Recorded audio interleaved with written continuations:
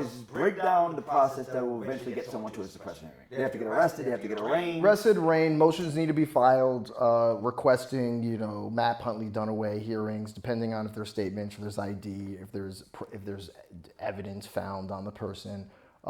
Then prior to the trial part, we do hearings, and it depends on what jurisdiction you're in. They're either bifurcated or not, right? They're either done separately or they're done within that process. You do the hearings, the police witnesses come up, they make their testimonies, we cross-examine them, we make our argument to the judge, and then the judge decides. And then, right, depending on jurisdiction and where it is, then you go immediately into jury selection. And you start the case based off of what evidence can or can't be brought in based off of what we're talking about, the hearing, right? And the proper procedure being followed. And what is the standard for the hearing? What is the mechanical process of it done away? It's preponderance. Well, to start off, let me help just in case, because I just read this today. Obviously I'm supposed to know this, but we're all supposed to know. Right? So refresh my recollection. What you as the burden is initially on the defense attorney. They have to establish that it was a warrantless arrest/search. They came upon their property with a warrantless interaction. Because if there's a warrant, there's already been a judge who's determined that there is probable cause. Mm-hmm. So it's to a certain degree you almost skip the hearing because it's established. A judge already agreed that there was what needed to be there. Right.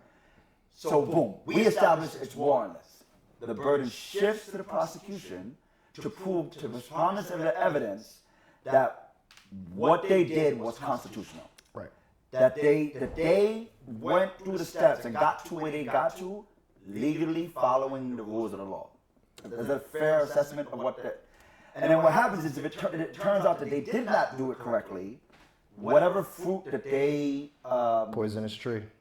So explain the fruit of the poisonous tree means if they it's a term of art that we use. if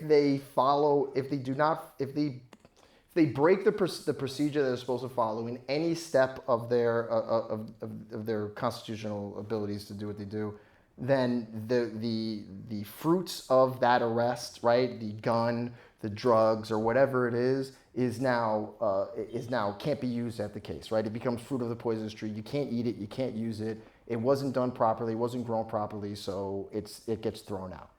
Exactly. And then, in truth, depending on the charge, and I would say a lot of percentage of the cases that, especially in our community, it's always about possessing something illegal, right? Like the Dunaway hearing is about what you had a gun, you had drugs, it becomes or property, stolen property. Sometimes the property is itself not illegal, but it is evidence of a crime, such as a beer can in connection to the DWI, right? It becomes, can that be used against you or can it not? And if, for example, let's say the whole crime is a gun possession, if the gun gets suppressed, then the whole case is done. The case is gone. Yeah.